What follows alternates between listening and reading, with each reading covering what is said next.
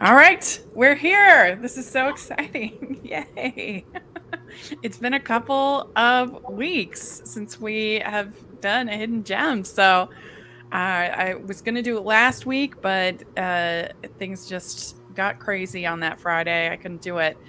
So we moved it to this week. We're doing we will eventually do another HBO Max episode, but today we are doing our preview episode that we like to do every couple of months. But anyway, it's nice to be back together. And I am film critic Rachel Wagner. Ryan is here. Hey Rachel, it's great to be with you once again. I feel like you're just like a pinball. You're just bouncing all over the place. I feel like a great. pinball. It is great to be back, and I hope New York was nice for you. And I hope, because Hallmark is gonna be bringing the pain, if the pain isn't being brought already. So. Yeah, already we had such a busy week with Hallmarkies podcast. We had 4 interviews posted. By the end of the week, we'll have had 4 interviews posted, plus 2 recap episodes, plus we did our 2 Christmas recap episodes, plus we did our fall recap episode, and we did our lifetime preview this week. So all that had to be done, edited by me. So it was a lot. I can't remember who sings this song, but to quote that famous singer, she works hard for her money, so hard for her money. She works hard for her money, so you better treat her right. Yeah, so check out the Patreon. I need more. Please. Yeah, I mean, I'm really excited. I mean, the podcast just keeps growing, but of course, we can always use even more support. And so, if you haven't checked out Hallmarkies podcast, please do. I think you're really, even if you're not super into these movies, like the interviews are just like interesting because they're interesting people, and it's also always amazing to me that for the most part our recaps do better than the interviews. You think like the celebrities would do better, but actually usually our recaps do better, which is kind of fun. I don't know. Maybe it's a thing that it's kind of like a water cooler situation where you see something and then you immediately want to go to someone and be like, "Did you watch that thing?" Yeah. So I don't know. I'm spitballing on that, but that's where I would be. Well, and there's a ton of different Hallmark podcasts out there, of course, like everything. There's a million, but I think with our podcast, I think it has an appeal because we keep it fun, we keep it light, but we're always real. We have that mixture where a lot of them are more like mocking in tone or dismissive of them. Everybody knows that we love these movies, but we're not afraid to be like, oh, this one wasn't great either. So I think that balance that we try to try to hit, I think, is what makes in my opinion, it's why I would want to listen to ours over anybody else. As the old adage goes, honesty is the best policy. Yeah. But like still making it light, fun, not being mean. That balance I think is really important. Yeah. 100%. Yeah. So anyway, if you're watching and you haven't checked out Hallmarkies podcast, please do. I give like my whole life to it, so please do. I've been to her house. I can attest to that. So yes. But it was also really fun this last week, and part of the reason why I needed to change things up is because I ended up getting the opportunity last week to go to my alma mater, Brigham Young University, and go to 2 different what are called staged readings. Because you all know how much I love live theater, and I've been writing for Utah Theater Bloggers Association. But I'd never really been to that many staged readings before. And it's a unique experience. And I went to one that was called The Clean House, which is a play. And I didn't love the play. Like, it was fine, but it was a little sitcom-y, a little silly for me. But it was still a cool experience. But then on Saturday, I went to they did Shakespeare in Love, and I was really surprised, first of all, that Brigham Young University would do a stage reading of basically like an R-rated play. That's something when I was going there, there's no way they would have done that. And so that was surprising and refreshing, but it was so funny and it was so well done and they did a great job and it was definitely my favorite of the two, but it was just a really unique, cool experience. And if anybody's in the Utah Provo area, they're doing it this weekend and then also next weekend. So if you are available, it's a really fun thing and a nice way to support the students too. So anyway, that was a cool experience. Yeah, is Brigham Young like a big school? It's pretty big. Yeah, I think it's got like 33,000. Oh, that's a big school. Yeah, it's a big school. Yeah, that'll about do it. Yeah, it's a big campus, big school. But yeah, I mean, I graduated in 2002, so it's been a long time since I was a student. And that's crazy to me, wild. That's been 20 years since I graduated from college. I don't Time know. flies, huh? Yeah, where does it go? I don't know. But what have you been doing to entertain yourself the last couple weeks? Well, I actually, and I hate to bring the mood down, but I did receive some sad news the other day. My great aunt passed away Oh, from terminal cancer. My aunt Margie, may she rest in peace. It was only a matter of time as terminal cancer goes, so yeah. it was what it was. But rest assured, she is in a much better place now. She was definitely ready for it. She was in a lot of pain. She was in hospice, not for long, but she was in hospice, and she was ready to go. And so she went. So Yeah. I hate to bring the mood down, but That's okay. I bring it up because she actually watched a few episodes of us doing the podcast, and she absolutely loved it. She Oh, and my grandma, who is her older sister, that they would watch it with my mom's mom, and they would absolutely dig it. And so I brought it up because it's just I just wanted to bring up that my members of my family watched it and they just absolutely dug it. So that's like I great. said, she is in a far better place. Her suffering is now over, thank God, and I'm going to miss her terribly because you got to understand, even though she's my great aunt, she's my dad's aunt. So great aunt, but she was there for everything. If I was Yeah. in a play, if I was in something, whatever it was, she and my Uncle Ed were always there, no matter what. No matter how notice or how late it was, they were always there. And so now she's not. And Hmm. it stings. It Yeah. really does. But that's Yeah. that's life. That really is. Yeah. I I know when my grandpa passed away way back in 2001, we were super close, and it was a blessing because he was starting to get Alzheimer's and everything like that. But even though you know that, it's still hard. Mm. You still miss them. Yeah, At my least I did. dad's Yeah. not my dad's, but my mom's father, one of my grandfathers, he passed away in 2018. I actually learned it because I saw the movie Mother, the Darren Aronofsky movie, Oh no. and literally as I come out of the movie, I turn my phone on. My dad is like blowing up my phone, and he's like, "Your grandfather died," and I'm like, "What?" And I come home thinking my mom's going to be in tears, and she's like, "It was his time." So she took it pretty well, and he had a, it's weird saying a good death, but he had a good death. He was mowing the Hmm. lawn. He got really tired, so he turned off the mower, went to his little porch. He sat on a porch swing. He fell asleep, and he never woke up. So I don't Yeah. know I don't know if good death is an appropriate word, but that sounds like a good Peaceful. death to me. Yeah. Peaceful. Yeah. Well, we'll definitely keep your family in our prayers. And yeah, those are although the only positives of things like that is that it does end up becoming kind of a family reunion because You see all your cousins and things like that.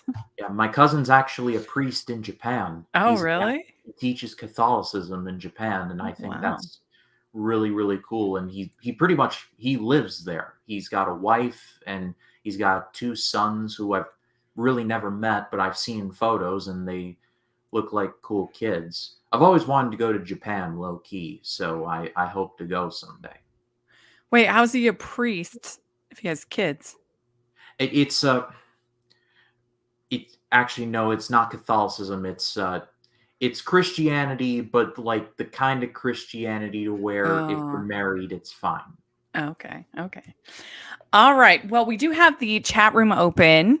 We got a few people in there, and there's also the super chat if anybody feels so inclined. And if you have questions for us, we're going to do the preview, but we'd also be happy to answer anybody's questions that are appropriate.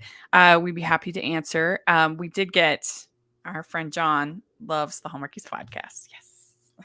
Also, for some positive news, Scary Mania 3 is wrapping up on my channel in the next few days, and I'm incredibly happy with how it turned out. I am so grateful I got so many creators to come on board and do a couple reviews with me. Brevin and Jacob Martin and people I've never had on the channel before, like Esley from Entertainment Fanatic Reviews and Cody from the Brock Up side. So it was a labor of love, but love is the key word in that sentiment. So I'm Cool. very happy with how it turned out and how the rest of the episodes are going to turn out when they do release. But I'm going to be happy to return to some normal movie content going forward. Yeah. That's a lot of scary horror movies and stuff to be watching. And especially because I got to go see Pray for the Devil tomorrow, which is Oh not boy. not going to be fun, but it's only 90 minutes, so I'm going to take it because I'm thinking about also seeing Tor, the Kate Blanchett movie, and I don't know how that's going to turn out, but I hope it's good. Yeah, I liked it. I thought it was good. It's not like I haven't been blown away by any of the Oscar contenders that I've seen so far. Like I've recommended almost all of them. But just there's nothing that's like super excited me like last year with Tick Tick Boom, which I loved. There's nothing so far that's on that level for me. So we'll see how that Yeah, but works. November's looking like a pretty loaded month. We're getting Glass Yeah. Onion, we're getting Fablemans, we're getting Hmm. a bunch of good stuff. Black Panther Wakanda Forever, which the reviews have been streaming in and they're looking fantastic. So Yeah. November is looking to be like it's coming ready for bear. Hmm. Yeah. We also got a comment that Ghosts is a great show. I'm not sure if they're talking about the American or the British version of the show. I have seen the American and it is very funny. I do agree. I haven't watched as much as I'd like to, but I did think it was pretty funny. So good recommendation there. Let's see here. I recently checked out the recent animated on Netflix, Wendell and Wild, and I was entertained by it. I literally just finished watching it. And I saw your tweet and it kind of broke my heart a little because of all the talent involved in this. Key and Peele, Henry Selick, this should have been good. I But didn't love it. I have to admit, uh, I wish I agreed with Watch Forever. I thought the story was kind of all over the place. It lacked focus of like a real narrative to me that could get invested in. It was kind of flipping back and forth between Wendell and Wild and between Kat the girl. And I don't know, I just didn't think the script wasn't there for me. And then I thought the animation was actually kind of garish and unpleasant. Is only, and this just comes down to personal taste. But every one of his other movies, even though they've been dark, they've always had like a certain charm to them. There's a certain sweetness and charm. And this, everything was just kind of ugly, I thought. And um, and the backgrounds were like completely CG. So I was telling somebody on Twitter that it was almost too fluid. It didn't have that mm, like earthy charm of stop motion that I love. It looked a lot computer enhanced. So that wasn't, I don't know, I just thought it looked kind of gross. And I wish that I liked it more than I did. I really wanted to like it more. And maybe, I mean, I know other people were raving about it out of Animation's film. Our friend Cameron, he loved it. So who knows? You might enjoy it more than me, and maybe expectations hurt it a little bit, but I don't know. I wanted to love it more than I did. So anyway, you'll definitely, are you going to watch it this weekend, you think? I'm thinking about it. I'm kind of torn between watching that and All Quiet on the Western Front because Oh I've heard yeah. nothing but amazing things about that. And my boy Daniel Bruhl is in it, so I want to support him. Yeah, I've heard that that's great. I feel like I have to be in the right moment for that because that's Yeah. intense. Yeah, war Intense. movies, it's kind of weird. Like I really have an appreciation for the war genre, but it's not like you can just throw it on willy-nilly and be like, Yeah. looking for something, Saving Private Ryan, let's give that a go, because that movie will rip your heart out. No, and a lot of them, like Hacksaw Ridge and Longest Day in 1917, they're investments, and Yeah. Warhorse, they're time investments and Yeah. emotional investments as well. It's true. Yeah, there's no doubt about it. And that one I want to watch with my dad because actually speaks German. And so we were Cool. talking and he said that he wanted to watch it. So I'm gonna wait and figure that out when we can watch it together because I think that would be fun. Well, not fun, but enriching to Oh, it's watch it. fun to watch movies with your dad. I can speak from Yeah. experience. But all right. Well, I guess we should get started. And as I said before, we have the chat room open. And if anybody wants to do a super chat, that would be amazing. But let's dive in. We're going to go in calendar order for this one. So we're going to be jumping around a little bit between different services. But we're going to start with The Wonder, and this is on Netflix. And this was actually the 2nd of October, but I wanted to talk about it.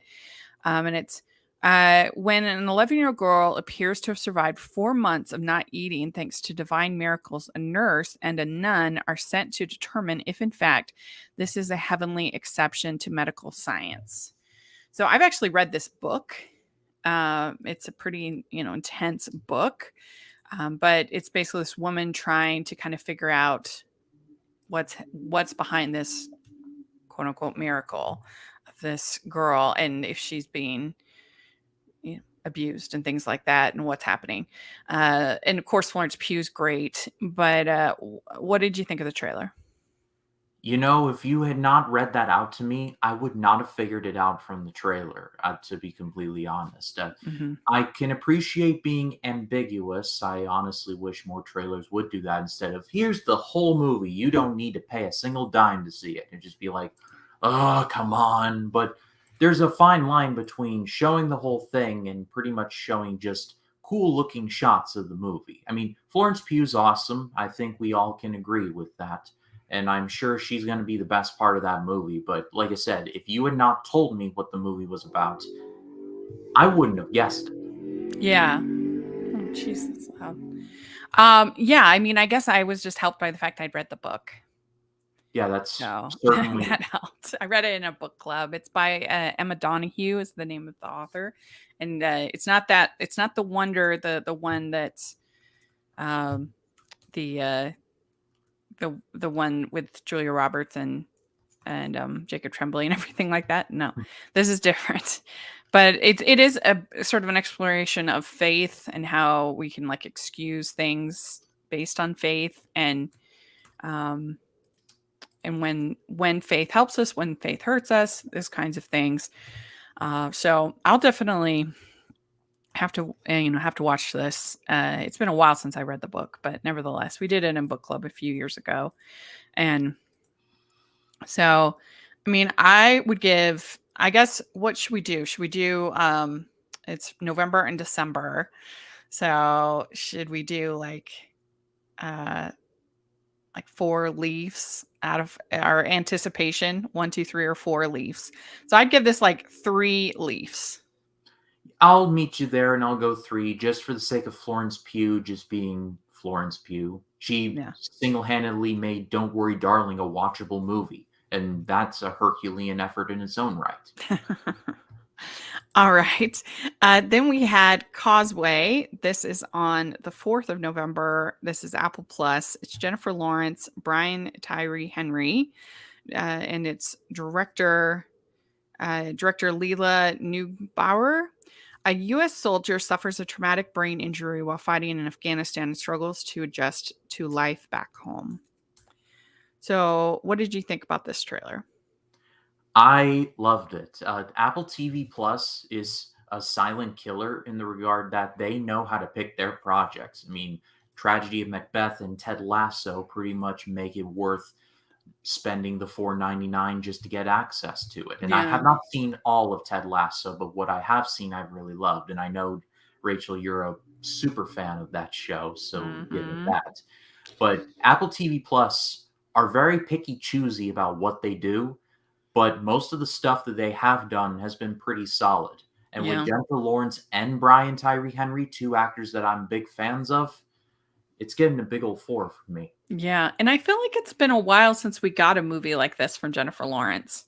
Yeah. Yeah, I mean, I think she took a break for a little bit, and then even before that, it was more sort of the bigger movies that she was in for a while. And when she first started, she was doing smaller, more gritty kind of movies, and so it's Winter's nice Bone. to Winter's Bone, yeah.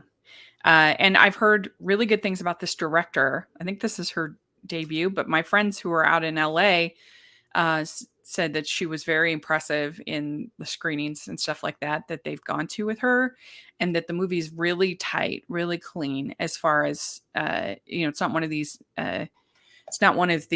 indie movies that drags on and on and on, that it's very well directed.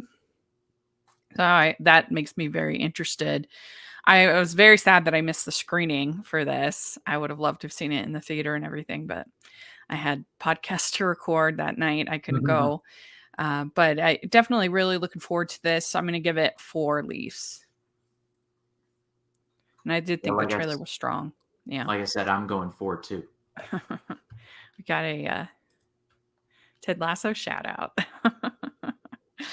And if people have Apple Plus, I didn't put this on here because it's season 2, but Acapulco season 2 is starting this month, and the first season is charming. It's really sweet. Definitely under the radar show. Season 2 starting, so you should check that out. It's about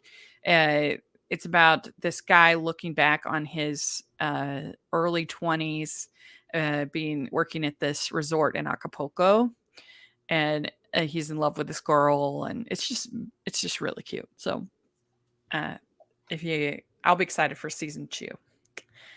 Okay. Then we have on the 4th, we have Weird, the Al Yankovic story. And this is on Roku. And I don't even know how you get that channel, to be honest. Like, there's the Roku DVR device, but I don't know if like normal people can just access that. I'm a little confused. I don't know about Roku channel. This is like the first thing that I've been interested that's on Roku. So I'll have to do some research and try to figure out how do you watch Roku. But anyway. Yeah, because I know my big TV that's in my office here, I know that it has Roku built into it. Yeah. So it's in certain TV models, but I mean, it's weird, for lack of a better word, but it's going to be weird for people to be able to watch this, it feels like. Well, John's helping us out. He says the Roku channel available almost anywhere as an app. Don't need an actual Roku box. Okay. Is it a paid app, or is there a paywall on some things? Let us know, John. But that's good to know that I guess you just download on your phone. Anyway, this stars Daniel Radcliffe, Evan Rachel Wood, Jack Black, and it's directed by Eric Appel. Explores every facet of Yankovic's life, from his meteoric rise to fame with early hits like Eat It and Like a Surgeon, to his torrid celebrity love affairs and famously depraved lifestyle. Here we got more info. He says it's free with ads. Perfect. Oh, cool. So it's kind of like Tubi or something like that. Yeah. That's great. Oh, good information. Thank you. So yes, what do you think about this? Where are you a big Weird Al fan? Where's your fandom on Weird Al? I've heard a few of his songs, and I'm a fan of those particular songs. Like I love Amish Paradise. I'm not gonna Mhm. lie. I mean, it came from my love of the song Gangsta's Paradise. Rest in peace, Coolio. But then I stumbled upon Amish Paradise. I'm like, there is no way that this should be good or even just enjoyable, and yet here it is. Uh, I've heard nothing but praise for this movie. I mean, it got a really big award at TIFF. I believe it was like the People's Choice Or something Award. like that. Yeah. Yeah, so if it gets the People's Choice Award, then it's usually a pretty big shoe-in to get critical praise, and it's going to be bizarre with how Roku is going to handle it, but it's Daniel Radcliffe and Jack Black. They're both in this, and they've got talent coming out of their ears. So Mhm. I'm at least going 3.5. Yeah, I mean, I do think that this summary writer makes this movie sound super lame and generic. They're towards celebrity love affairs and depraved lifestyle. I mean, it just sounds like every other. Like, could they make it sound more generic, like every other rock biopic? But I'm fine with tropes and with familiar beats in movies Hmm. if they bring other things like sounds like this performance and some of the other things are going to be a lot of fun. And I wouldn't say I'm a fan of Weird Al, but I've chuckled here and there at his songs. I know some people are like super into him, and Hmm. I'm not in that world, but enough that I would be interested to watch it for sure. Yeah. So, all right. So we have, I just roll my eyes even reading this title. We have Bardo, False Chronicle of a Handful of Truths. This is on the 18th of November. Netflix. It's got Daniel Gimenez Cacho. It's directed, of course, by Alejandro Gonzalez Inarritu. Your boy. Yes. Uh, Daniel plays an acclaimed LA based documentarian bearing a more than passing resemblance to Inarritu. And he really does look exactly like him. I thought it was Inarritu acting in the movie, who returns to his native city. Who returns to his native Mexico City and finds himself grappling with an existential crisis expressed in a visually sumptuous, often wildly surreal journey through time and space as he tries to come to grips with complicated histories, his own and his homeland. So before Alejandro, if you need to spend some time, like there's a thing called therapy. Like you didn't have to you didn't have to make a movie a about 3-hour movie, nonetheless. Can we say what? that? Two 3 hours, hours? 54 minutes. It's basically 3 hours. Jeez. And thank God this is Netflix. I can pause it every once in a while. Yeah, for real. And look, I uh, should get out in front and say that I love The Revenant. I think The Revenant was really good. Birdman, I know there's some people that love it, and I know someone on this very stream that absolutely despises it. I thought it was okay. I thought it worked as a Michael Keaton, like, kind of analyzing his decision to leave Batman in 92 kind of context, and that's I I liked those parts, but I felt like the movie was just incredibly pretentious. And watching this trailer, I'm like, hmm, pretentiousness is so thick you can cut it with a knife and spread it on toast. yes. I And mean, I I can think of more pretentious uh summary than I mean, the guy's grappling with an existential crisis expressed in visually sumptuous, often wildly surreal journeys through time and space. Oh my gosh, for 3 hours? I could die.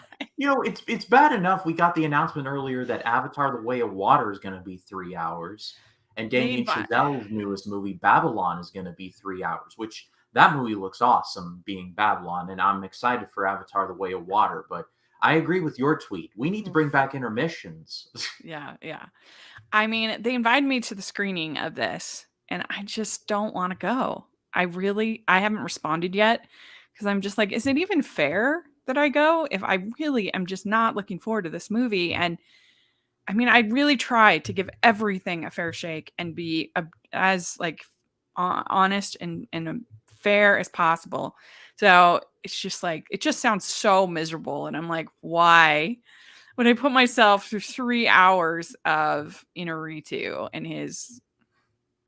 I mean, I think The Revenant is okay. I don't love it. I think it's very repetitive in like in its themes and ideas. And it just is like, okay, we get it. These people were horrible. And We should finish them off. and I think that that Birdman has interesting moments. I do think it is well shot. I think that Inarritu gets a lot of credit for Emmanuel Lubezki's genius in both of those films as a cinematographer. Uh, but I just really disliked the story and the message. And sure, Michael Keaton is good; he's a good actor. But it's the end I thought was so annoying. I was rolling my eyes. Course. So I'm not a fan. And the fact that it beat Boyhood made me mad. I mean, I liked almost every other movie that was nominated for Best Picture that year better than Birdman. I certainly would have given The Grand Budapest Hotel. I think it was better than Birdman. But now that I've actually seen Grand Budapest Hotel, I can definitely attest to that. Yeah. So, and when it came out, I was a lone woman on my hill about Birdman and that it wasn't good. And now, since then, a lot of people have come on my. I was an island alone, and now there's other people. You were ahead of your time. I give this 0 leaves. It sounds terrible to me. I just am not interested at all. But I don't know. What would you give it? I'll go 1. I think if Emmanuel Lubezki is doing the cinematography for this, it's going to at least look nice. So I'll go 1 just for Emmanuel. Yeah, that's true. He does make beautiful. He's never made Emmanuel Lubezki has never made a non-beautiful movie. Yeah, that's true. John tells us I haven't even watched Giant because it is 3 hours. Giant, I think, would be a really interesting movie to be made if they were going to remake it, to make it into like an AMC or HBO like 10-part series because it covers like a lot of characters and a lot of ground. It's all about this family in this like rich family in Texas. And it's got James Dean in it, and it's got Elizabeth Taylor and Rock Hudson. Yeah, it's got all these characters. And so I just think it has, because you could do episodes on each one of the characters and have all their own storylines, and it could make for a really good, fun series, I think. Anyway, that's my random idea. I have seen Giant on the big screen. They did it. They do these classic series here, and I got to watch it one year. They did it, and it is a long movie, that's for sure. Okay. Next we have Slumberland, and this is also on the 18th, also on Netflix. It's Jason Momoa, and directed by Francis Lawrence, and the writers David Guion and Michael Handelman. And it's the tale of a grieving girl, played by newcomer Marlo Barkley, who can escape into the titular land of dreams, a fantastical metaverse where inter-dream travel is possible, nightmares loom, and wishes can be granted. Slumberland features clever visual gags amid the requisite CGI spectacle. So what did you think of this trailer? I thought it looked like it could be fun. I mean, reading that synopsis, I was kind of thinking to myself, it kind of sounds like a Nightmare on Elm Street if you really Yeah, I can think see about that. Which, speaking of Nightmare on Elm Street, that was my blind spot pick for this month. it. I Good watched it plug. for the first time, so that And was you liked fun. it. I Yes. did like it. Yeah, yeah. It was very creative, and so now I've seen Nightmare on Elm Street. I've seen Halloween, the original Halloween. I've seen Scream. So I'm working on it. But yeah, it looks like a pretty, I thought, cute little movie. Creative. I mean, I'm a little surprised it's going just to Netflix. I feel like when you watch the trailer, you think this seems like it should be getting more than that, Mm, you know? yeah. So that's my only kind of reticence. If this, because a lot of times, Netflix is where films go to die. But I don't know. I'm gonna give this 3 leaves. I think it looked pretty good. I'm gonna go slightly under a 2.5. Hmm.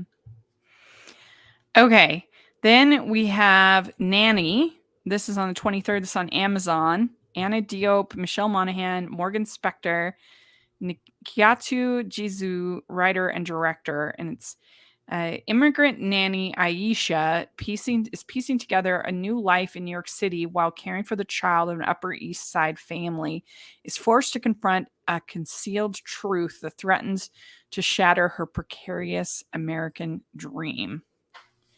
And I think this movie was at Sundance and got a lot of buzz out of Sundance, but I didn't see it there. What do you think of the trailer?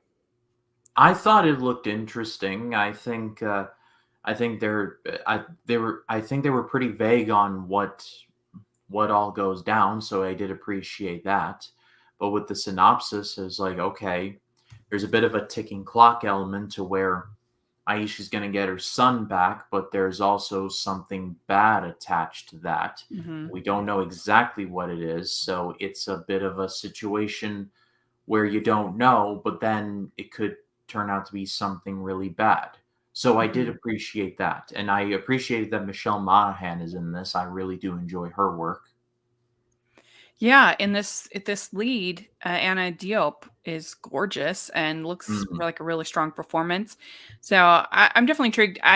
Our when we did the best of 2020 so far, Molly, my friend Molly, she picked this as one of her favorites of the year so far. That was in June, so that's where I heard about it as well.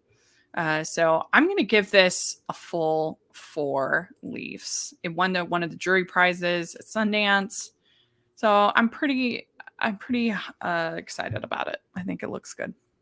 You know what? I'm feeling generous. I'll meet you there at a 4. All right, next on the 24th we have Disenchanted, and this is Amy Adams, Patrick Dempsey, James Marsden, and Idina Menzel, who does sing in this movie. Thank goodness. Thank God. And it's 10 years after her happily ever after, Giselle questions her happiness, inadvertently turning the lives of those in the real world and Andalasia upside down in the process. So, what do you think? I guess we should say, Uh, what do you think of the original? And what do you think of this? I actually did enjoy the original. I don't think it's perfect, but I think they did an accurate poking fun of at the whole princess thing, while at the same time not like destroying everything. It was more of a fun jabbing, if that makes if that Yeah. makes any sense at all. Amy Adams was really good in there, and I really did enjoy Patrick Dempsey as well. The ending I wasn't crazy about, but on the whole, I really did enjoy it. I'm honestly surprised it took this long to get a sequel. If you really think about it, because I if think my it was memory just, serves, it's one of those things that was talked about for a long time. And I think it was just getting all of the pieces together. It was hard, with like Patrick Dempsey on Grey's Anatomy and, and Amy Adams doing a million movies. And I think that was what was hard.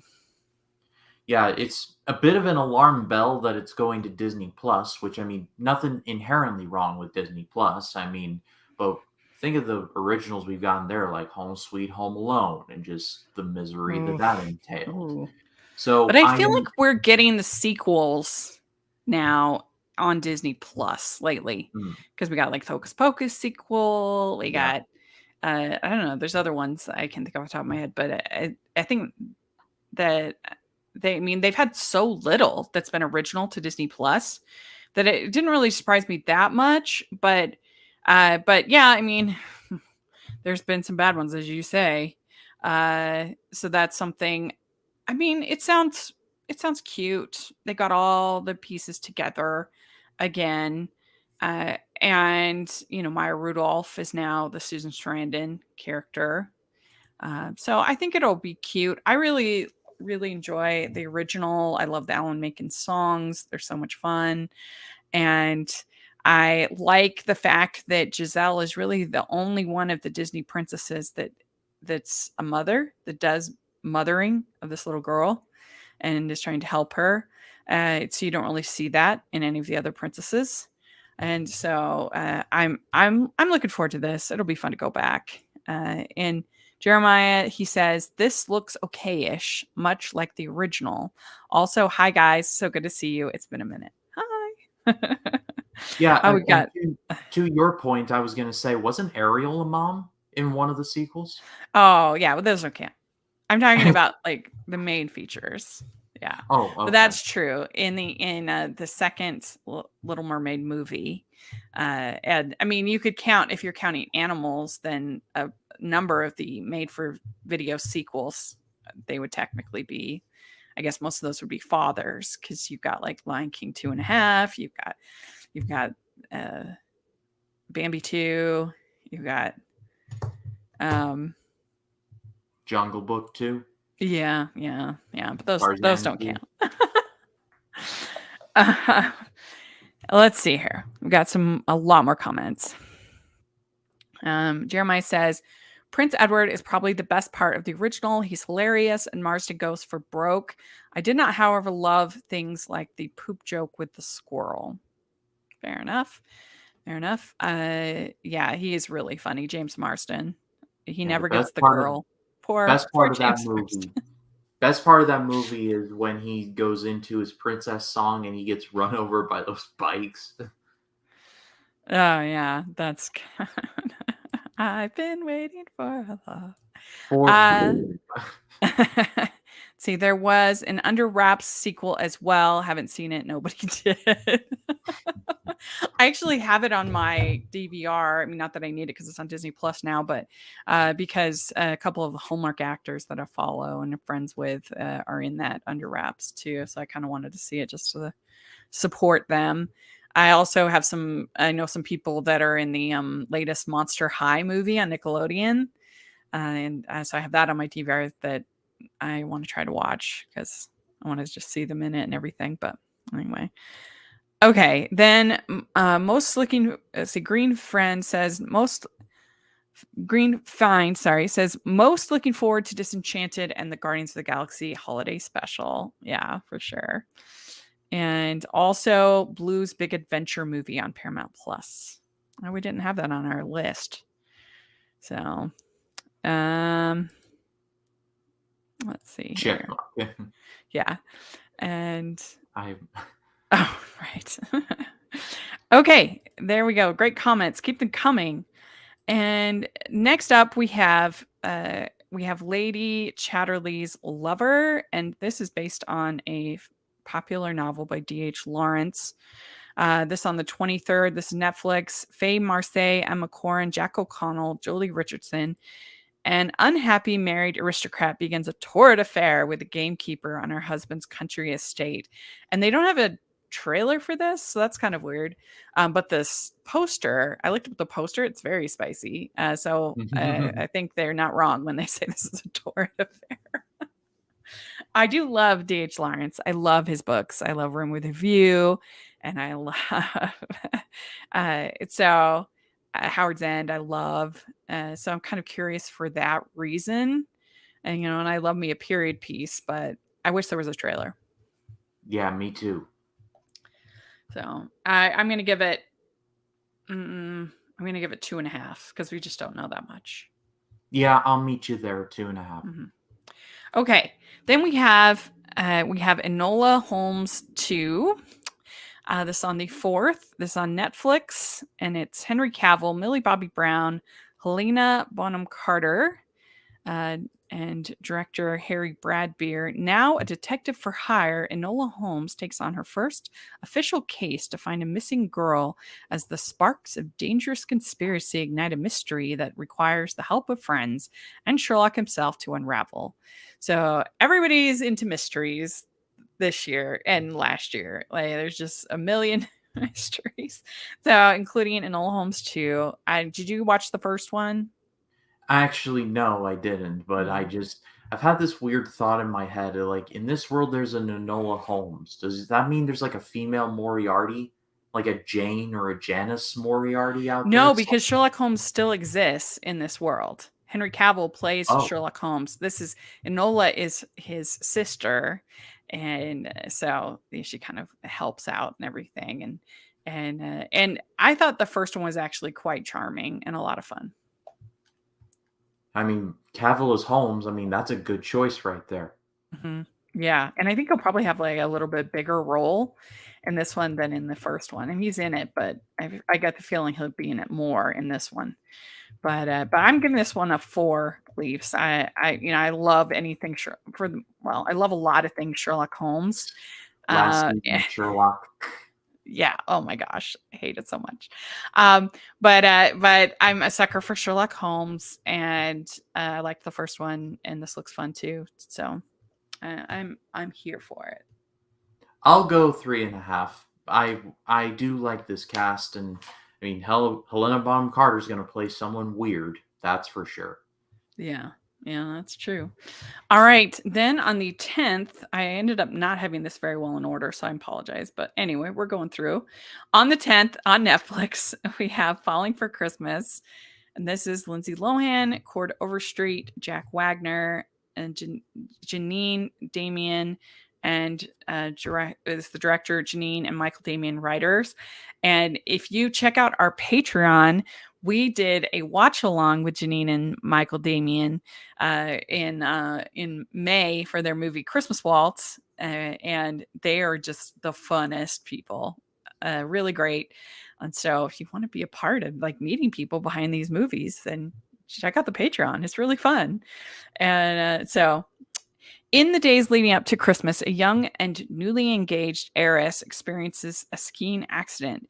After being diagnosed with amnesia, she finds herself in the care of the handsome lodge owner and his daughter. So, what do you think about this one?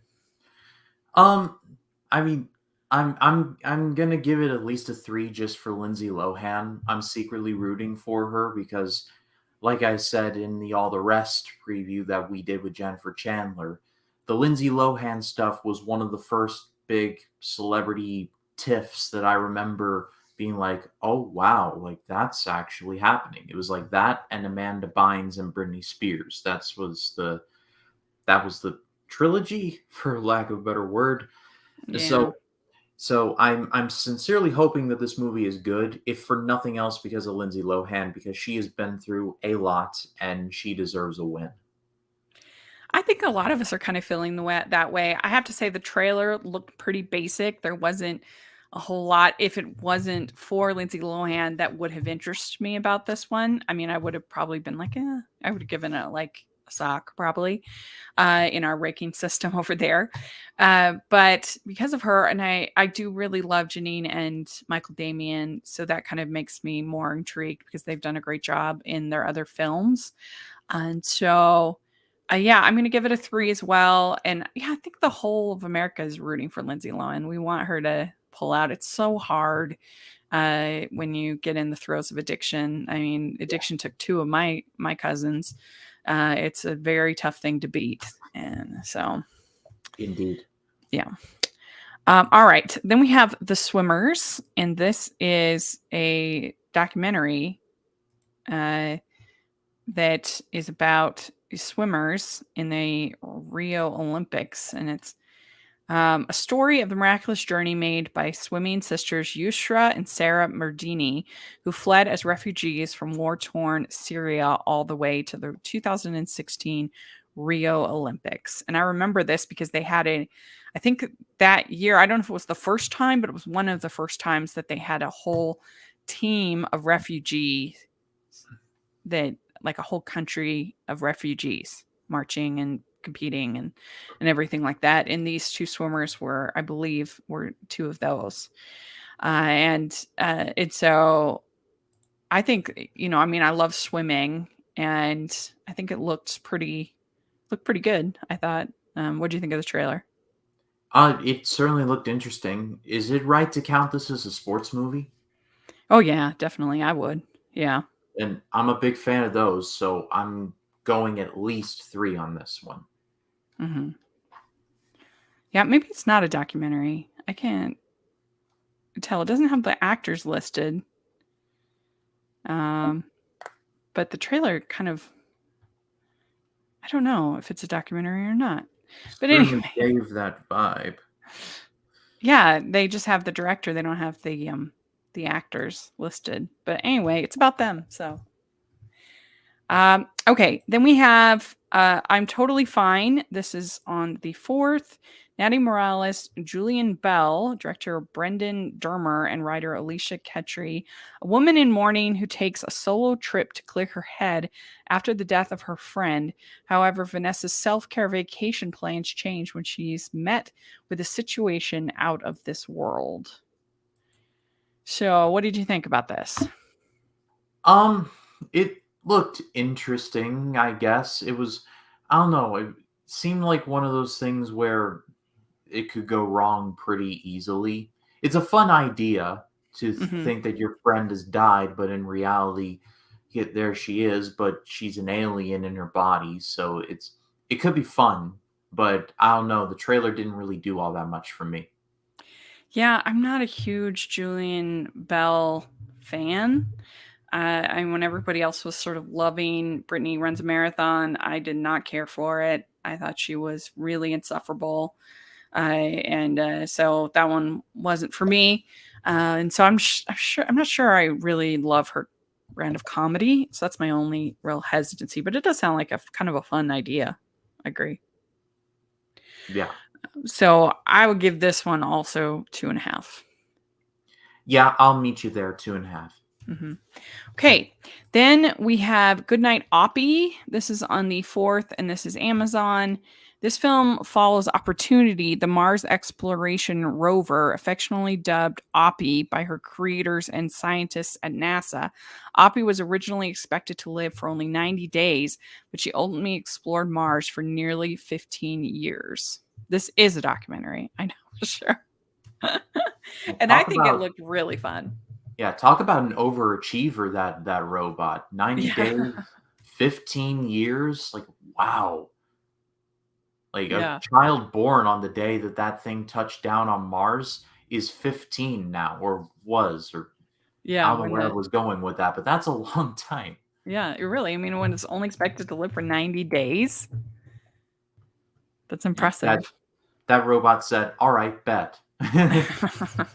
It did even better than Matt Damon in The Martian. And it didn't even have potatoes dipped in Vicodin. That's right.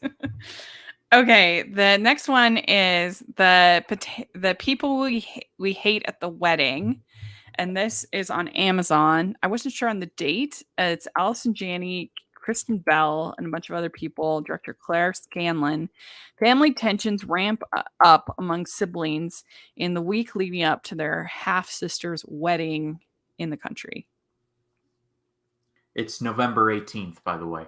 Oh, okay. I didn't write Just that down. checked. So, what did you think about this trailer? Do you think it looked funny? Not really, no. I'm not a big fan of these kinds of movies where it's the family who comes back, they haven't seen each other, and they secretly want to do bodily harm to each other. It just, I don't know, maybe it's the side of me that just hates to see families, like family tensions, but I don't know. This one just, it didn't really do all that much for me. And it Hmm. could be funny. I mean, Allison Janney's in it, and she's good in pretty much everything that she's involved with. Yeah. But I don't know. I pretty much could see certain scenes of the movie. One of the like the one holding it together gets drunk and she unloads all her baggage onto everyone else. There's someone always eating. The mom's trying to keep it together but fails miserably. And there's a scene where she ends up crying only to get a pep talk and then go back in there again. And I'm not trying to be cynical or anything. I just feel like this concept has been done much better before. Yeah, and Netflix had I forget what it was called, but they had another like wedding shenanigans family movie last year, and it was terrible and I hated it and I can't think of the name. But I just kind of wish that all these people would just like stop making this movie and just like break into song, because you've got Ben Platt, Kristen Bell, Allison Janney. Like, And what's Ben Platt can carry that thing just by his voice alone. Yeah, that's right. It it's possible it could be funny. Nothing in the trailer really made me laugh, so mm. But well, I guess we'll see. But yeah, I'm gonna give this one a 2.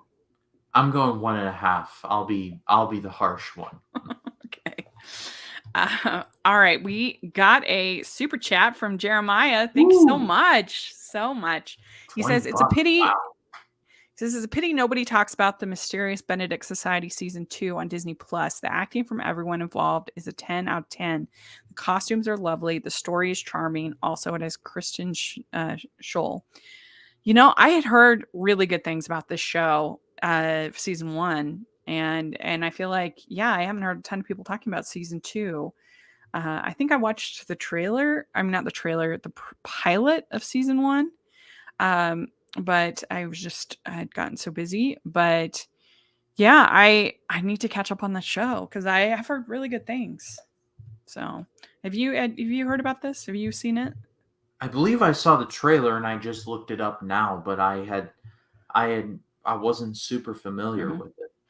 I've actually read the book a long time ago, but I enjoyed the book of Mysterious Benedict Society. So thank you so much for that. And we'll definitely, now that I know that you say everyone's a 10 out of 10, it may not be until the beginning of the year. I finished my Death by Christmas uh, movies, then I might I'll watch it then. Remind me, Jeremiah. I will. So thank you so much for that. And okay, let's keep going. So we have Spirited. This is on the 11th, and it's on Apple. Ryan Reynolds, Will Ferrell, Octavia Spencer, directors Sean Anders and John Morris, a musical version of Charles Dickens' story of a miserly misanthrope who is taken on a magical journey. So, what did you think of this trailer, I've been a Ryan? fan of this trailer ever since I first saw it. I mean, not a huge Will Ferrell fan, but I really do enjoy Ryan Reynolds, and I think and A Christmas Carol is a story that it doesn't matter how many times I see it, I always come back to it. It's one of those that just it doesn't age for me. Yeah, same. I mean, there are some terrible versions out there, and you can see I did a whole month called Scrooge Month way back in 2014, where I reviewed over 35 versions of Christmas Carol. I love Christmas Carol. I love the story. I love the idea that nobody's a lost cause, that there's hope for anybody, even somebody as far gone as Scrooge.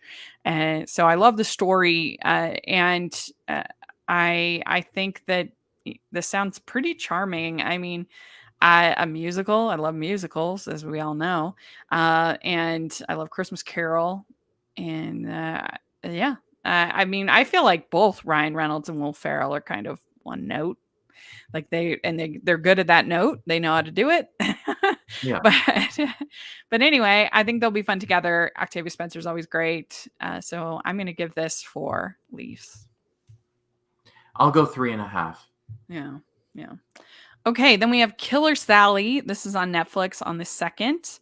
Along with family and friends, former professional bodybuilder Sally McNeil charts her rocky marriage and its end in a Valentine's Day murder. So this is a documentary, and it looked pretty interesting, I thought. Yeah, me too. I follow a lot of bodybuilders on social media, and they all seem like really nice people. But I imagine it was an entirely different ball of wax, like back in the '90s when this takes place. And so, Hmm.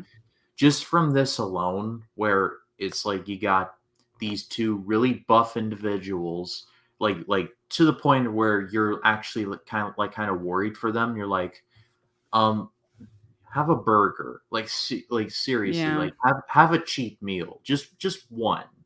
I think the body can take it, but yeah, I think this looks endlessly fascinating. Yeah. And I think because she's a female bodybuilder, I think that also is there's if they do the documentary right, you could explore themes about the way that we treat femininity and people and the women that are more masculine, like there's themes there that you could explore about our society, and what kind of it sounds like her rocky marriage, what drew her to this ending. So yeah. Next we have My Father's Dragon. This is on the 11th. This is on Netflix, and it's Judy Greer, Leighton Meester, Jacob Tremblay, director Nora Twomey. Elmer Elevator searches for a captive dragon on Wild Island and finds much more than he could ever have anticipated. I have to say that I have actually seen this movie already. I got an early screener. I love Cartoon Saloon. I think they're the strongest animation studio working today, and they haven't had a miss, in my opinion. And I just love their movies. I love Tom Moore's movies in particular, but Nora Twomey, she did the Breadwinner, and I would say that this one is more for younger kids, although it does explore some like weightier themes of like grief and things like that. But and poverty and them not being able to like feed themselves and things like that because they're don't have any money.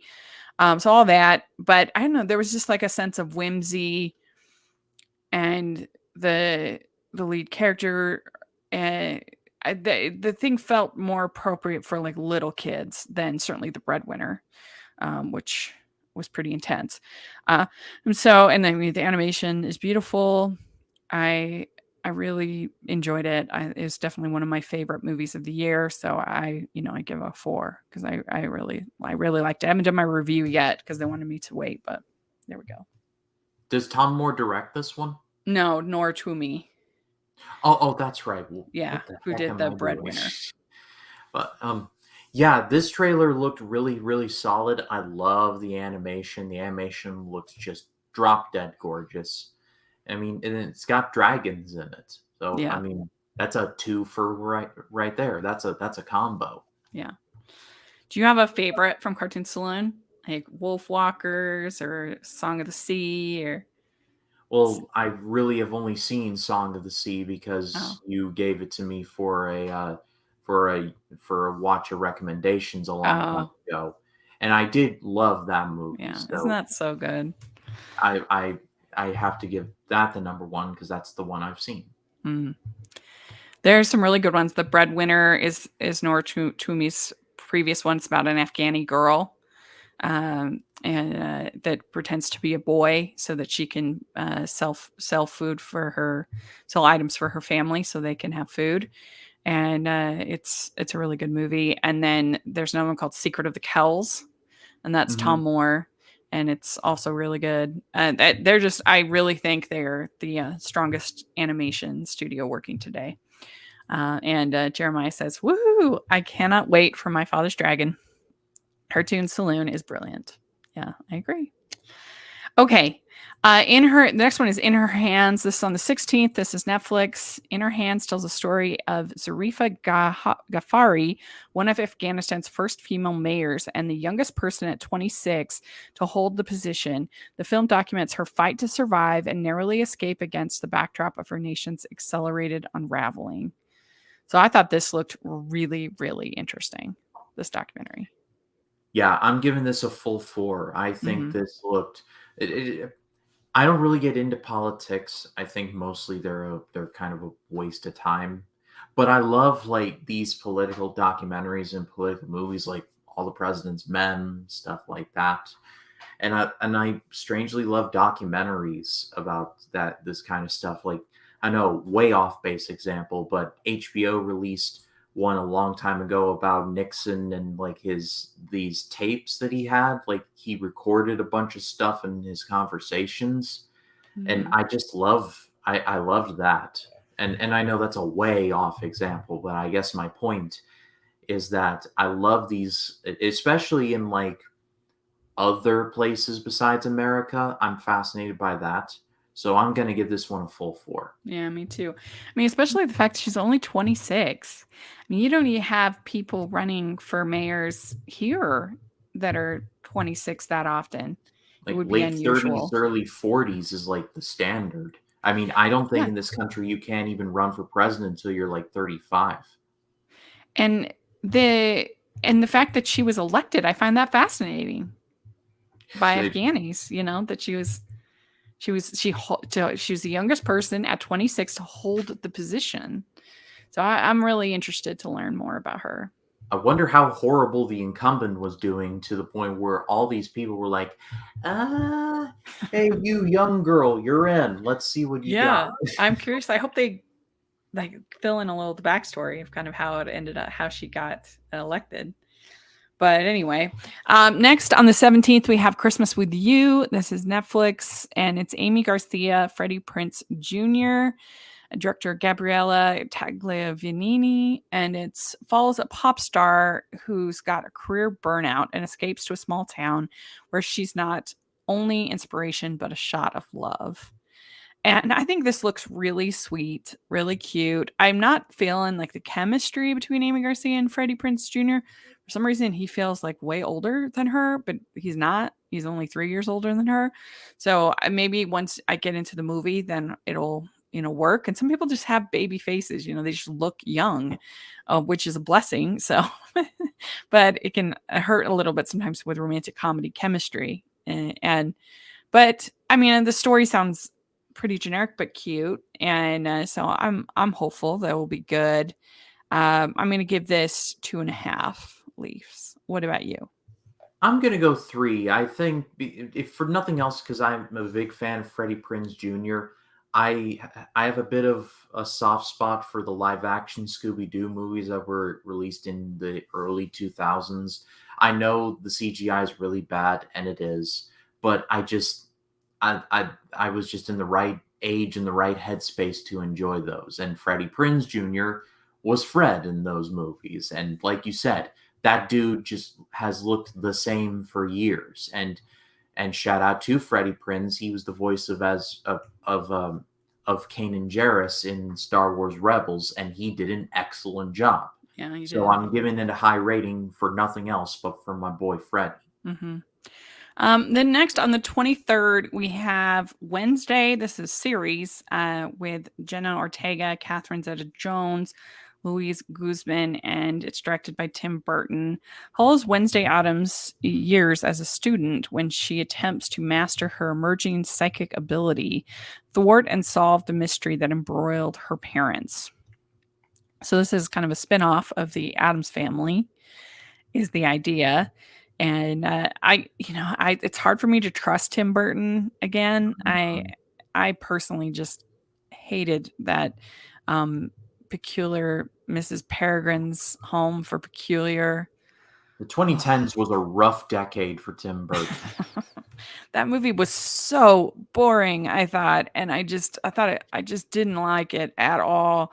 And then his Alice in Wonderlands, and I mean, he's just had so many movies, Dark Shadows, that were just brutal to watch. Oof. So it's hard to have confidence in him. Yeah, there was once a great director there, and it's like now he's just devolved into whatever he is now. It's Yeah, really sad. Like, his best movie in the 2010s was Frankenweenie, and that was yeah, a no just question about that that. was that was just in a longer version of a short film he already made and Mhm. made in stop motion animation. Well, here's one of my theories on Tim Burton is that he has been doing adaptations of other people's work, with the exception of Frankenweenie, for a long time.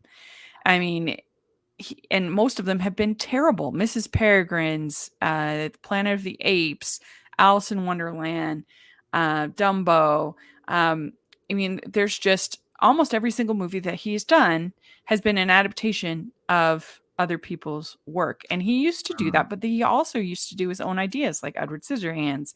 And I know he didn't direct Nightmare, but it was his part of his concept for the Mhm. thing, his idea.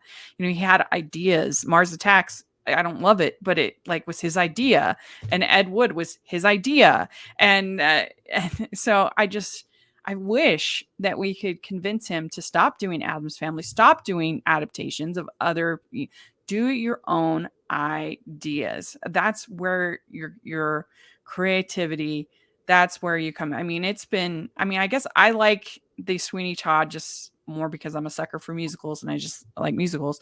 But I like his Sweeney Todd and I like Big Fish. And those are also two adaptations, but those are a long time ago. And I just want to see something good from Tim Burton again. It's been so long. Yeah, but the trailer did look good. So Burton Yeah. factor aside, I am gonna go 3 Mm-hmm. because I think it did sell me. It Yeah. made me want to check it out. He always does. He always does. But yeah, Jeremiah says, I don't know what to make of this show. The trailers and the clips make Wednesday look too mean. She freaking uses piranhas to evirate a boy. Yeah, I mean, she's pretty mean though. In the original, I mean, you got the original show, but then also the movies from the 90s.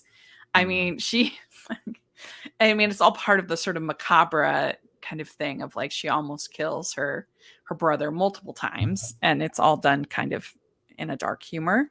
Tongue in Uh, cheek.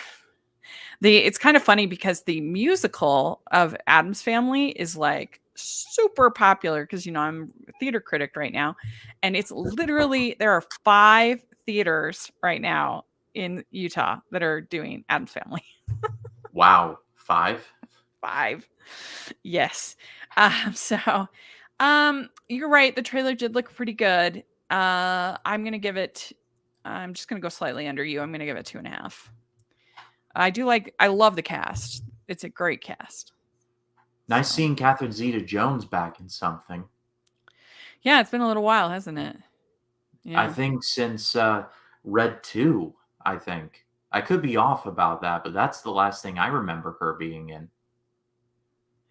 Oh, okay. Yeah, that's And that was interesting. in 2013. Yeah, it has been a while. Okay. Then on the 2nd of December, we have Scrooge, A Christmas Carol. This is animated, and it's Jesse Buckley, Luke Evans, Olivia Colman, Jonathan Pryce, directed by Stephen Donnelly, a supernatural time traveling musical adaptation of Charles Dickens' cult Christmas story. So the thing that confuses me about this description is that all versions of Christmas Carol are supernatural. Yeah. And all of them involve time traveling. So I don't understand what is special about this one aside from being animated and being musical. And how in the world is one of the most popular books to ever read to ever be published a cult Christmas story? What? Yeah, it's been adapted. It's been adapted a ton of times. Oh It's my like gosh, so what many cult times. following is like you walk up to any random stranger in the street and be like, "Hey, Christmas Carol, you like it?" And they're like, "Yeah, it's awesome." It's like words have meaning, people. It is not a cult. Cult Christmas story. Synopsis written by committee. It's literally one of the most popular books to ever be published. Yeah, and whether it's called ghosts or spirits, I mean, Christmas Carol has always been a supernatural movie. Whether it's Yeah. called the Three Ghosts of Christmas Past or the Three Spirits of Yeah. Christmas Past, Present, and Future. But I do like, we haven't gotten a trailer for this yet, but I do like the animation and the cast you can't complain about. Amazing. So I'm going to give this a 3 just because I love Christmas Carol and I love animation and I love the cast. But yeah, that summary leaves much to be desired. I'll go 3.5. I'm a Christmas Carol junkie, so any new version is an automatic sell for me. Yeah. Okay, then we have on December 9th, we have Guillermo del Toro's Pinocchio. And this is Ewan McGregor, Ron Perlman, directed by Guillermo del Toro. A darker version of the classic children's fairy tale of a wooden puppet that transforms into a real living boy. I've heard nothing but really great buzz about this movie. The people who've gotten to see it already at festivals. The trailer looked great after the disaster that was the 2022 Disney Pinocchio. I am definitely greatly looking forward to this. Wash that out of my system and not think of it again. This looks great. I give it 4 leaves full. I'm really looking forward to it. Yeah, I'm going 4 as well. And really, this movie, the job is pretty much done for it, just being better than that piece of crap we got earlier in the year. I mean, it's Del Toro, it's Ewan McGregor, it's Ron Perlman, 3 things that I absolutely adore. So, yeah. 4s all around. Yeah. All right. Then we have Glass Onion, a Knives Out mystery. This is on the 2nd. And it's Netflix. It's Kate Hudson, Edward Norton, Daniel Craig, a whole long list of people. Directed by Rian Johnson, famed Southern detective Benoit Blanc travels to Greece for his latest case. Again, mysteries are all the rage right now. There's one every week, it feels like. Of course, that was probably partly because Knives Out did so well. And I enjoyed Knives Out. I thought it was a fun lark. I enjoyed the mystery, putting the clues together. I thought it was fun. But yeah, this one I thought it also looks fun. I didn't know. I know you're not the biggest fan of Knives Out. Yeah, I thought what they did with Ana de Armas and Christopher Plummer and that whole thing, I wasn't a big fan of that decision, but the cast was loaded and just them playing off of each other, it made the movie watchable. And that's going double for Glass Onion, because you got Ed Norton, you got Dave Bautista, and that's literally just the ones I can think of off the top of my head. Yeah, so many. I like what Rian Johnson is doing with the whole doing one mystery and then doing a completely different mystery. I like the spirit of that, with an entirely different group of people. Yeah. Jeremiah says, I can't wait for Pinocchio. The trailer looks beautiful. Haha, good grief. I'll never understand the hatred for the tolerably charming Pinocchio remake, although it made some big mistakes. I'm glad you enjoyed it.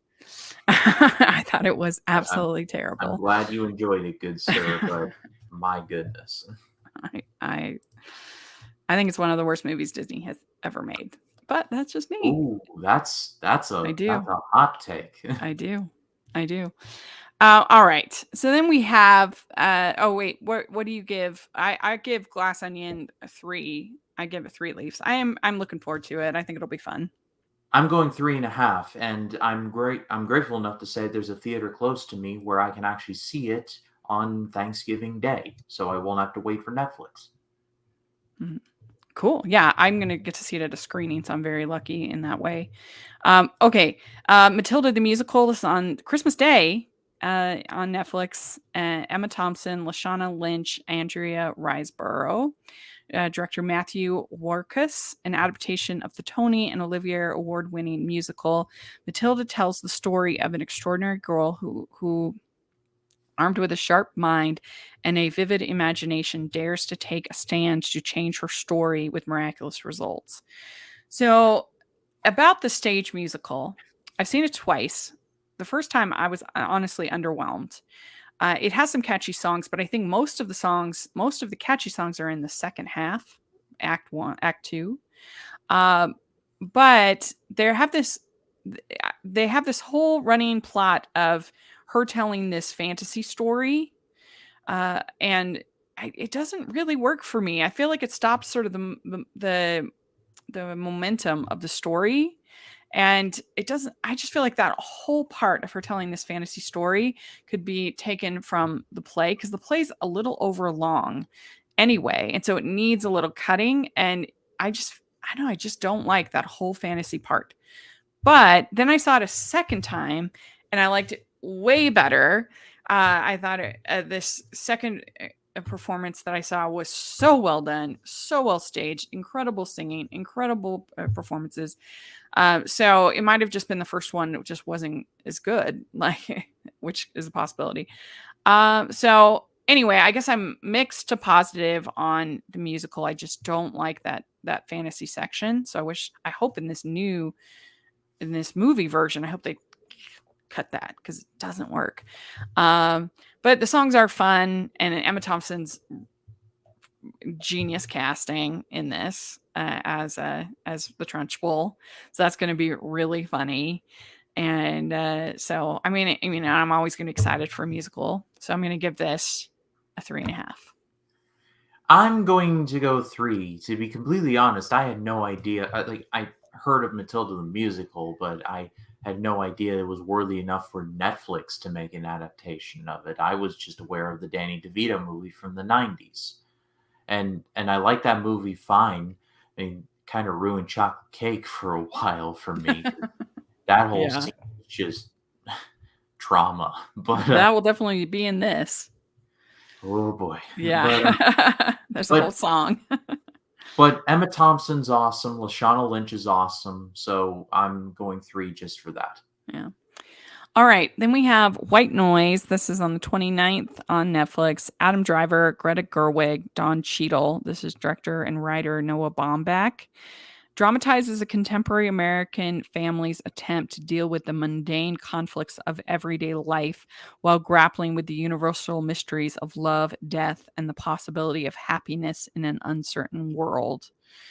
So I don't know if this is getting a theatrical release, and they're going to try for this is one of the, Netflix always has some movies that they're trying for Oscars, and certainly the last Noah Baumbach movie that they worked on him with Marriage Story got a lot of Oscar attention. Also with Adam Driver.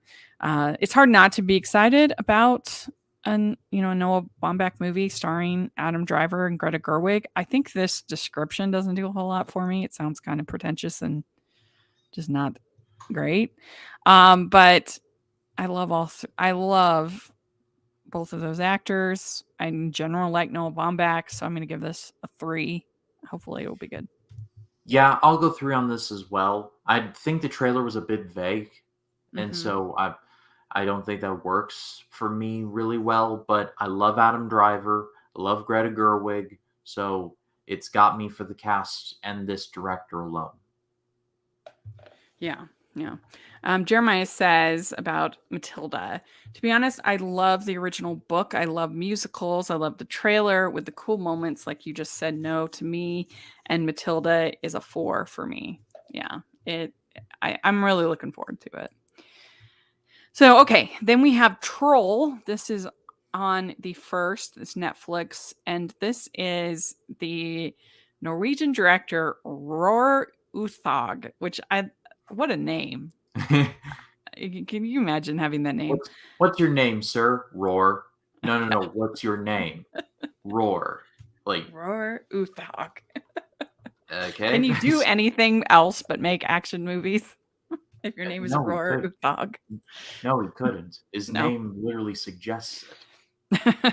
He's behind new Norwegian fantasy movie that sees something huge awakening in the Dovre mountain that was thought to be folklore.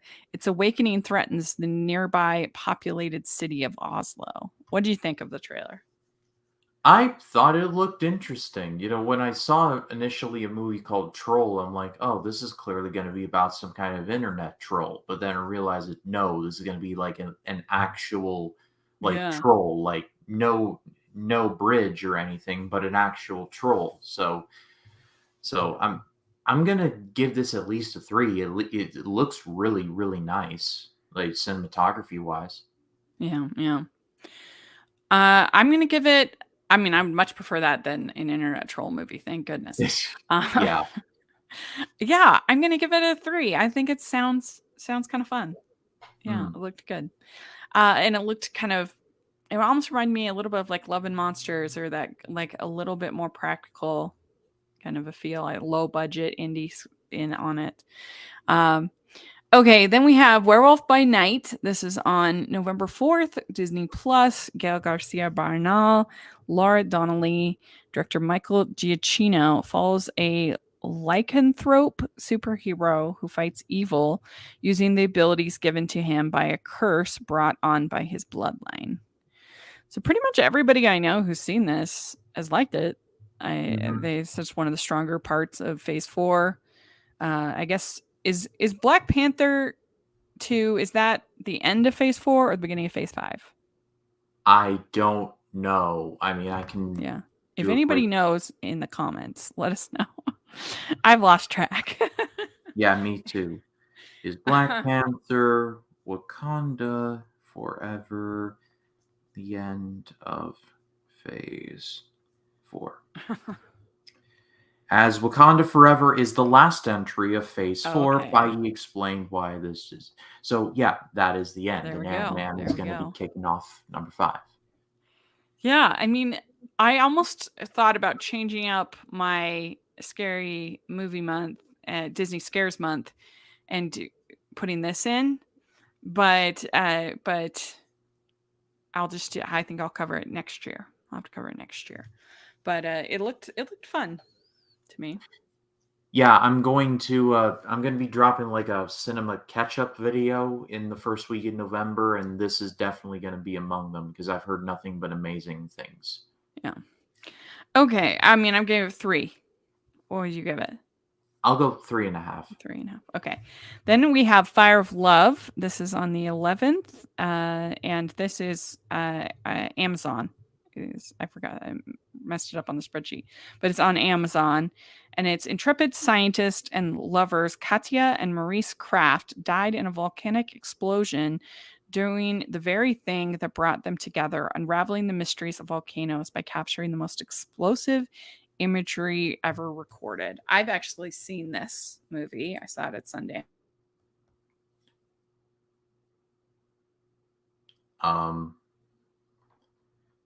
So Rachel just disappeared on me.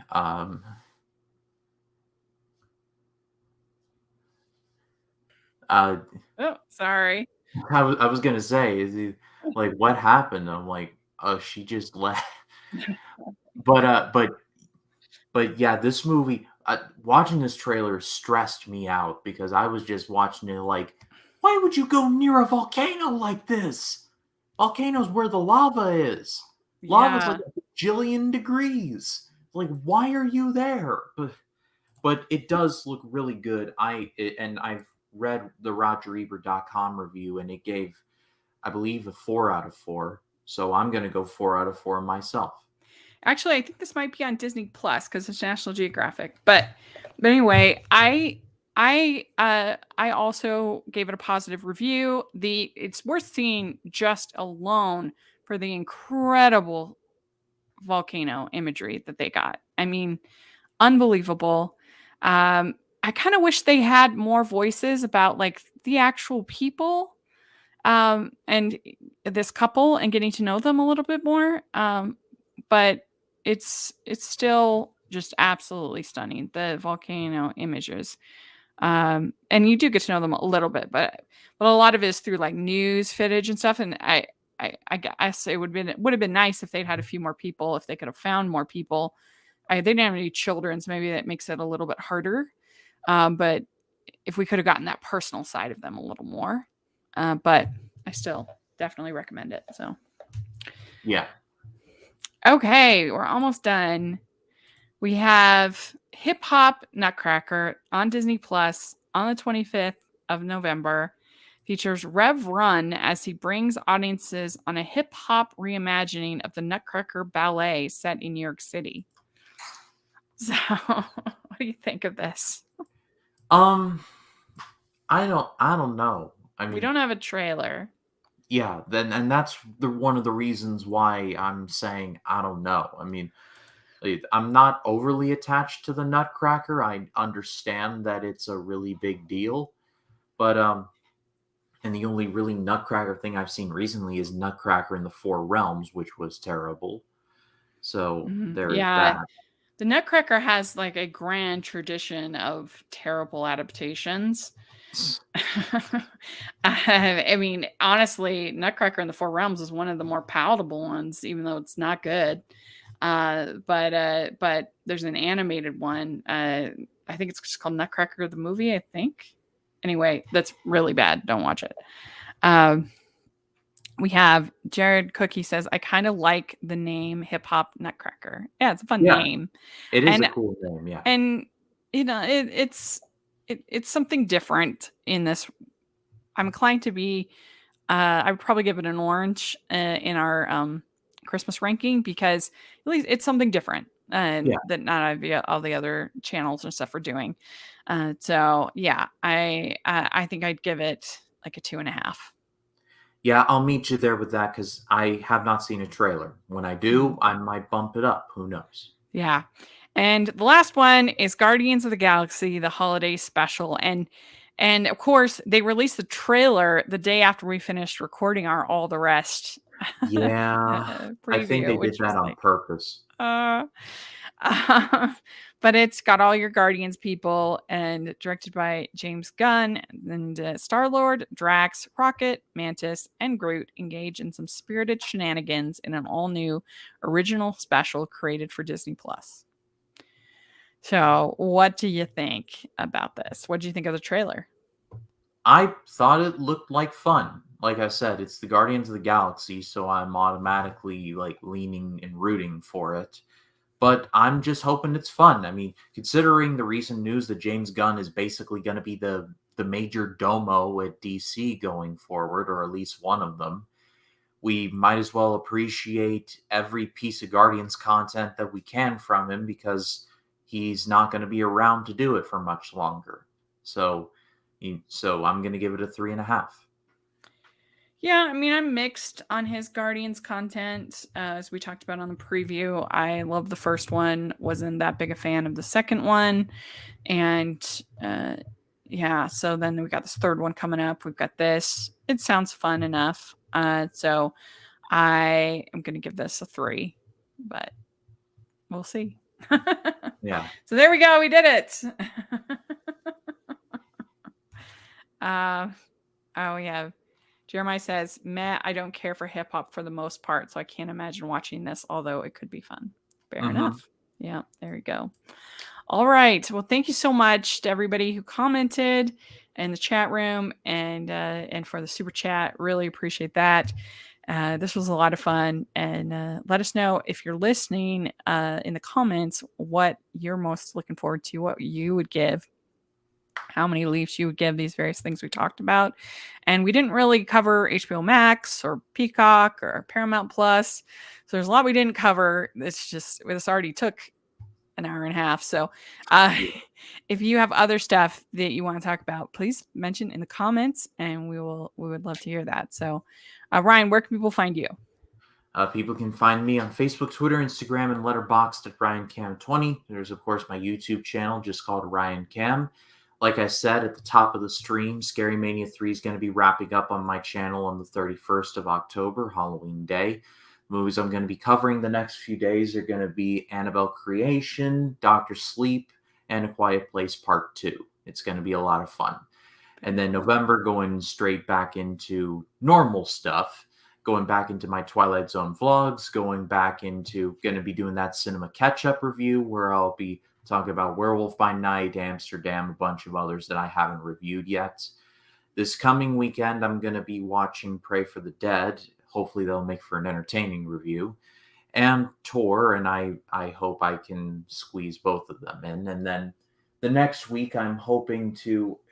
It's a bit weird with the release schedule, but from what I've seen on Wikipedia, it looks like next week we're going to get Devotion with Jonathan Majors. So I hope to review that. Mm-hmm. And then my first Sunday video post Scary Mania will be all about The Truman Show and how it is better than you remember. So if you haven't checked me out, please do.